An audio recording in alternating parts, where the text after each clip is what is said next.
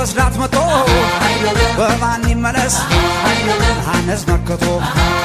በፍቅር አሸንፎ ልቧን የማረከው ይውጡት ይውሰዳት ሙሽር ክብሯ ነው